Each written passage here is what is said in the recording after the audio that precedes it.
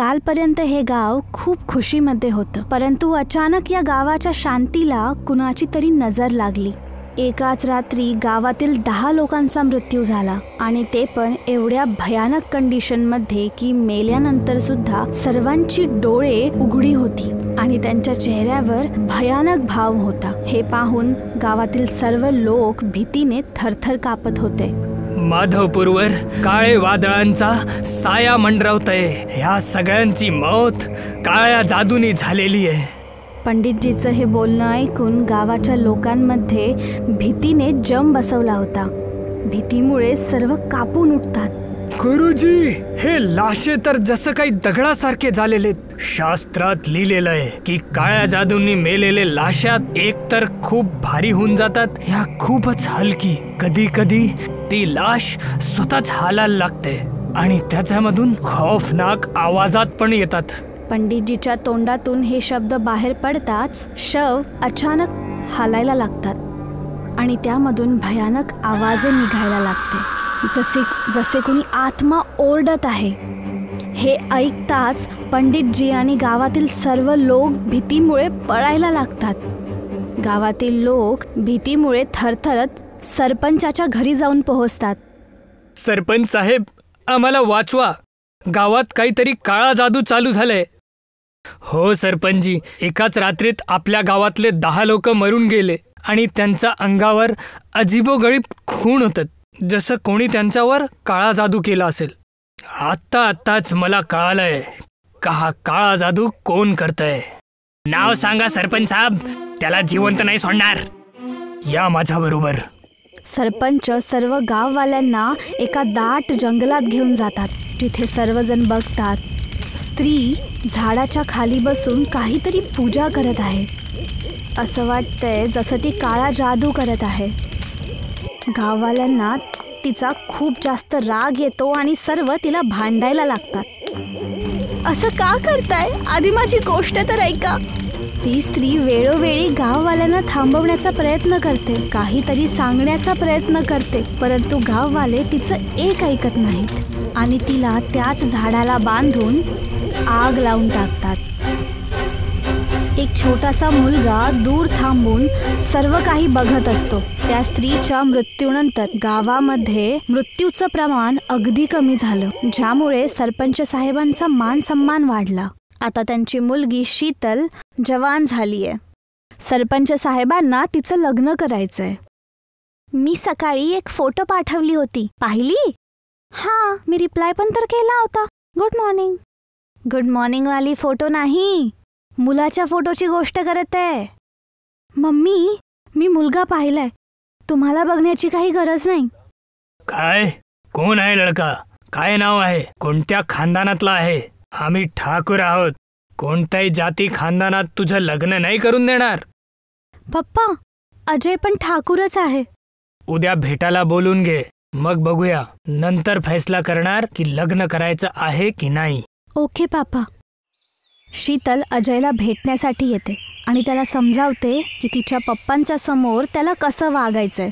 सगळ्यात पहिले तर हे छपरी कपडे ना बिलकुल नाही घालायचे पप्पांच्या समोर. शर्टचं बटन बंद ठेवायचं आणि दाढी क्लीन शेव. गेल्याबरोबर पाय पकडून प्रणाम कर. अजून काही असेल तर सांग, लक्षात ठेवणार. हां, जर पप्पा विचारतील की किती कमावतो तर काय सांगणार? 15,000. याच्यापेक्षा जास्त सॅलरी तर माझे पप्पा नोकरला देतात. मग त्याच्याशीच लग्न कर. सेम कास्ट नाही आहे ना, मी ठाकूर आहे आणि तो सिन्हा. पूर्ण 1 लेटरचा फरक आहे. अजय शीतलच्या पप्पांना भेटण्यासाठी माधवपूर येतो. गावात पाय ठेवल्याबरोबर अजयच्या डोळ्यात एक अजीबसी छाया दिसायला लागते. अजय माधवपूरला एका वेगळ्या दृष्टीतून बघतो, जसं या गावासोबत त्याचं काहीतरी अतूट नातं आहे. तरी देखील अजय शीतलच्या घरी पोहोचतो. बाळा, घरी अजून कोण कोण आहे? मी एकटाच आहे अंकल. पण शीतल तर सांगत होती की आई वडील पण तुझ्या सोबत राहतात. हां, पण आता काहीतरी जरुरी कामाने दिल्लीला गेलेत. अजय सरपंच साहेबांना आपल्याबद्दल सगळं काही सांगतो, परंतु तरी देखील असं वाटतं की तो काहीतरी लपवतोय. पण शीतलच्या फॅमिलीला अजय पसंत येतो आणि लग्नाची गोष्ट पक्की होऊन जाते. आज शीतल आणि अजयचं लग्न आहे. शीतलचे काका लग्नासाठी निघतात. रूममधून अजयची ओरडण्याचे आवाज ऐकू येतात. काका, वाचवा वाचवा, कोणी आहे? अजयचं हे ओरडणं ऐकून काकांना भीती वाटते. अजय तर खाली आहे, मग शेजारच्या खोलीवरनं कोण बोलतोय? होऊ शकते काही कामाने वर आला असेल. हा विचार करून काका रूममध्ये जातात आणि बघतात की एका कोपऱ्यात अजय बसलेला आहे. काय झालं बाळा? तुमच्या मागे कोणीतरी आहे, बघा. मागे वळून काका बघतात की एक दुसरा अजय सापासारखा चालत चालत भिंतीवरून त्यांच्याकडे येतोय. काकांना एकदम भीती वाटायला लागते. अजय तर तो आहे, मग तू कोण आहे? भिंतीवरचा अजय काकांना पाहून मोठ्या मोठ्याने हसतो. हे पाहून काका तिथून धावायला लागतात, परंतु दरवाजा आपल्याआप बंद होऊन जातो. अजय आणि भिंतीवरचा अजय काकांवरती अटॅक करतो आणि ते तिथंच मरतात. सर्व लोक काकांचा वाट बघतायत. शुभ मुहूर्त निघून जातोय. शीतल काकांना फोन करते, परंतु कुणी कॉल रिसीव्ह नाही करत. आता तर काका फोन सुद्धा उचलत नाहीयेत. सरपंच साहेब, शुभ मुहूर्त निघायला लागलाय. तुम्ही म्हणत असाल तर लग्नाचं काम सुरू करूया? हो, तुम्ही सुरू करा. पंडितजी लग्न लावून टाकतात. लग्न संपल्यानंतरच घरातील एक नौकर धावत येतो. साहेब, उमेश काका घरी मेलेले पडलेत. तिथे जाऊन बघतात की काकांचा शव पडलेला आहे. त्यांचे डोळे उघडे आहेत आणि त्यांचा चेहरा खूप भयानक दिसतोय. मेल्यानंतरही डोळे उघडेत. चेहरा तर बघा किती खौफनाक दिसतंय. आजपासून 25 वर्षापूर्वी जेव्हा एकच रात्रीत गावातले 10 लोक मेले होते, तेव्हा पण सगळ्यांचे डोळे असेच उघडे होते. सगळ्यांचे चेहरे असेच डरावने दिसत होते. कोणीतरी काळ्या जादूनी ह्याला मारलेलं आहे. हे ऐकून गावातील लोक खूप घाबरतात. शास्त्रात सांगितलं आहे की काळ्या जादूनी मेलेले लोक एकतर खूप भारी होतात, नाहीतर हलके होऊन जातात. कधी कधी ते लाशा स्वतःच हाळायला लागतात आणि त्याच्यामधून काहीतरी भयानक आवाज येते. पंडितजीचे हे बोलणं ऐकून लाईट निघून जाते. हवामध्ये एक आवाज येते आणि तो शव हलायला लागतो आणि त्यामधून अशी भीतीदायक आवाजे निघतात जसं की कुणी आत्मा बोलत आहे. हे सर्व पाहून गाववाले एकदम पळायला लागतात. शवजवळ फक्त पंडितजी आणि सरपंच दोघेच थांबतात. अशामध्ये तर माझ्या भावाचा अंतिम संस्कार पण नाही होणार. काय करायचं? गुरुजी, काही उपाय सांगा. तुमच्या भावाच्या शरीरात कोणत्या तरी रूहचा काळा साया उरलेला आहे. तुम्ही कोणत्या तरी तांत्रिकाला बोलवा, त्याला त्याचा उपाय माहिती असेल. सरपंच आणि पंडित दोघे तांत्रिकच्या शोधात निघतात. त्या शवाजवळ कुणीच नाहीये. शव रूममध्ये एकटाच राहतो आणि त्यामधून अजीब भीतीदायक आवाज निघायला लागतात. काही क्षणातच पंडित आणि सरपंच तांत्रिकच्या सोबत वापस येतात आणि बघतात तर तो शव तिथून गायब झालाय. लाश कुठे गेली? इथेच तर होती. अनर्थ झालं. ज्यांनी कोणी हे काळा जादू केलंय त्यांनीच ती लाश पळवलीये. जर लाश माझ्या समोर असती तर मी पता केला असता की हे काळा जादू कोणी केलंय. सर्वजण विचारात पडतात की शव कुठे गायब झाला. हा काळा जादू कोण करत आहे? रात्रीचा अंधार आहे. गावातील सर्व लोक भीतीने थरथर कापत आहेत. आता बघायला लागेल की या भयानक संकटामध्ये कोण वाचवेल. माधवपूरचा अंधार गाढ होत जात आहे. सरपंचच्या भावाच्या लाशचं गायब होणं एक खौफनाक रहस्य झालं आहे. गाववाल्यांच्या मनांमध्ये भीती पसरलेली आहे. शेवटी कोण आहे तो शैतान जो ही काळा जादू करत आहे? तेव्हा घराचा नौकर पळत पळत येतो. साहेब, मी माझ्या स्वतःच्या डोळ्याने काल रात्री अजय भैयाला भिंतीवर सापासारखा रेंगताना बघितलं. थोड्या वेळानंतर जेव्हा मी घरी गेलो तर तुमच्या भावाला मेलेला बघितलं. नौकरचं हे बोलणं ऐकून सगळ्यांची नजरे अजयवर टिकते. अजयचा चेहरा भीतीने पांढरा पडतो. तो काही बोलणारच होता की सरपंच बोलतो. काही पण बकवास बोलत बसतोय. अजय भिंतीवर कसा रेंगू शकतो? कायम नशेच्या धुंदीत असतो. आता पण नशेतच असेल म्हणून तर असं काय बोलत आहे. ताई, मी काल रात्री अगदी होशमध्ये होतो. मी जे बघितलं ते खरंय. नोकराचं बोलणं ऐकून सगळेजण त्याला नकार देतात. सगळ्यांना वाटतं की तो नशेमध्ये आहे. रात्रीच्या वेळेस शीतल आणि अजय झोपत आहेत. पण अचानक अजयचे डोळे उघडतात. घड्याळात रात्रीचे 1 वाजलेले होते. तो गपचूप घराच्या बाहेर पडतो. जसं एखादा भूत त्याच्या मागं लागलेला आहे. तो शमशान घाटामध्ये पोचतो आणि तिथे फावड्याने माती खोदायला सुरुवात करतो. माती काढतानाच सरपंचचा भाऊ उमेश त्याची बॉडी बाहेर येते. अजय त्या बॉडीच्या समोर मंत्र वाचायला सुरुवात करतो. ओम तमसो वज्र क्रोधया संकटाहरा मृत्युंजया. मंत्रच्या वाचण्यासकटच त्याचे डोळे उघडतात. लाल आणि खोंखार, जसे एखादा शैतान त्याच्यामध्ये आलेला आहे.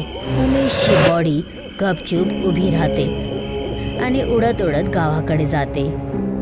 रात्रीच्या वेळेचा सन्नाटा आणखीन भयानक झालेला आहे.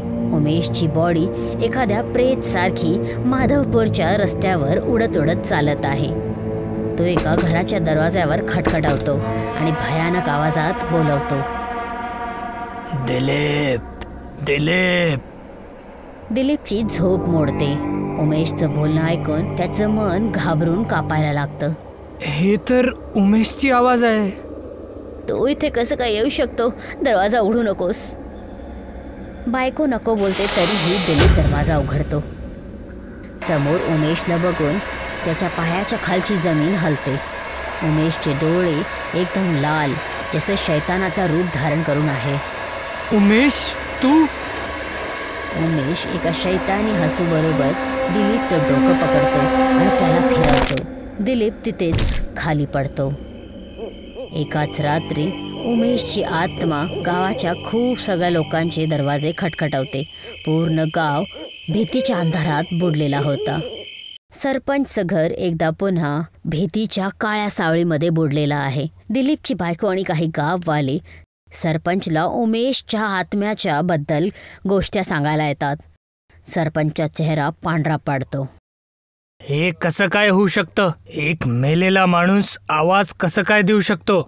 सरपंच साहेब, आम्ही आमच्या कानाने ऐकलेलं आहे. रात्री उमेश सगळ्यांच्या घरी जाऊन ओरडत होता. आवाज अशी होती की जसं कोणी शैतान त्याच्या आतमध्ये सामावला आहे. त्याच्यामध्ये कोणीतरी शैतान सामावून गेलाय. आपल्याला पहिले उमेशची लाश शोधावं लागणार. पण तांत्रिकजी, काळा जादू कोण करत आहे? 7 दिवसानंतर अमावस्याच्या रात्री सारे राज खुलणार. मी गुप्त साधना करणार, रूहानी शक्त्यांचं आवाहन करणार. गाववाले निर्णय घेतात की पुढच्या 7 दिवसांपर्यंत कोण पण घराच्या बाहेर नाही पडणार. शीतल परेशान आहे, जसं काही भयानक सत्य तिच्या मनामध्ये कापत आहे. बाळा, कोणत्या विचारात गुंतलेली आहे? जास्ती विचार करू नको. अमावस्याच्या रात्री तांत्रिकजी साधना करणार आहे. सगळे राज खुलणार. बाबा, मला वाटतं की ह्या सगळ्याच्या मागं अजयचा हात आहे. तो नोकर्स बरोबर बोलत होता. काय? हे काय बकवास बोलतीये? हो बाबा, काल रात्री गावामध्ये 25 लोक मरलेले आहेत आणि जेव्हा रात्री माझी झोप मोडली अजय घरामध्ये नव्हता. आपल्याला अजयच्या विषयी शोधावं लागणार. मला त्याच्या आई बाबाला भेटावं लागणार. त्याचे आई बाबा नाही आहेत, तो अनाथ आहे. पण तू तर म्हणत होती की त्याचे आई बाबा त्याच्या सोबत राहतात. ते खोटं होतं बाबा. तुम्ही माझं लग्न एखाद्या अनाथशी नाही लावून दिलं असता म्हणून मी खोटं बोलले. पण मी आता त्याच्याबद्दल सगळं काही माहिती काढली. शीतल सीतापूरसाठी निघून जाते, कारण अजयने जेव्हा तिला पहिली वेळा मिळाला होता तेव्हा हे बोललं होतं की तो सीतापूरचा आहे. तिथली लोक एक खौफनाक सत्य सांगतात. अजय सीतापूरचा नाहीये. तो 6 वर्षाचा होता जेव्हा तो सीतापूरला आला आणि अनाथालयाला राहायला लागला. ते अनाथालय कुठे? अनाथालयाला कोणीतरी जाळून टाकलं. पण अजय अनाथालय का जाळेल? त्याचे लक्षण ठीक नव्हते. तो अनाथालयामध्ये काळा जादू करत होता, म्हणूनच त्याला काढून टाकलं आणि त्यांनी अनाथालयाला जाळून टाकलं. हे ऐकून शीतलच्या पायाची जमीन हलते. आता तिला ही खात्री पडली होती की माधवपूरच्या खौफचा कारण अजयच आहे. पण ती विचार करते की तो असं का करत आहे, ह्याने त्याला काय मिळत असेल. सीतापूरकडून पुन्हा येताना शीतल खूप जास्त घाबरलेली होती. माधवपूरवर अंधार एका शैतानी सायासारखा पसरलेला होता. रस्ते सुनसान आहेत. कोणी पण घाबरून घराच्या बाहेर नाही पडत.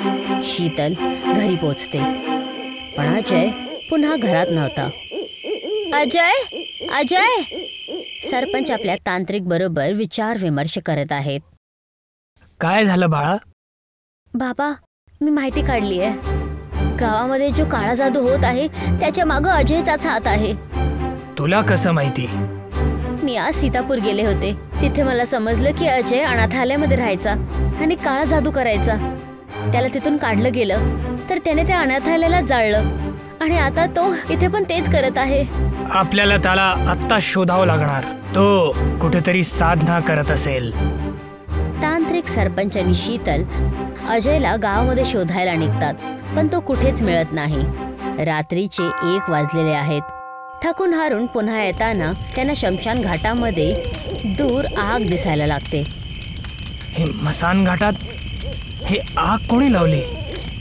नक्की अजय तिथे साधना करत आहे. चला बघूया. शमशान घाटचा माहोल खूप विचित्र होता. सरपंच, तांत्रिक आणि शीतल तिथे पोहोचतात आणि बघतात की अजय हवनकुंडच्या समोर साधनेमध्ये बसलेला आहे. समोर उमेशची बॉडी पडलेली आहे आणि त्याच्या जवळ खूप सगळ्या वुडू डॉल्स ठेवलेल्या आहेत. हे काय करतोय तू? तेच जे 25 वर्षापूर्वी तुम्ही लोकांनी केलं होतं. आम्ही काय केलं होतं तो सत्य तुम्ही स्वतः तुमच्या तोंडाने सांगणार. तू ऐकण्यासाठी वाचणारच नाही तर मी काय सांगणार. तांत्रिक मंत्र वाचायला लागतो, पण जसंच तो मंत्र सुरू करतो अजय तांत्रिकचा वुडू डॉल हवनकुंडमध्ये टाकून देतो. डॉल जसं जळते तांत्रिक तिथेच राख होऊन जातो. हे बघून सरपंच घाबरून कापायला लागतो. मी अख्ख्या गावाचा वुडू डॉल बनवलाय. सगळ्यांना पेटून मारून टाकणार, जसं तुम्ही लोकांनी माझ्या आईला पेटवलं होतं. काय? कोणी मारलं होतं तुझ्या आईला? खरं तर सरपंच साहेब सांगणार.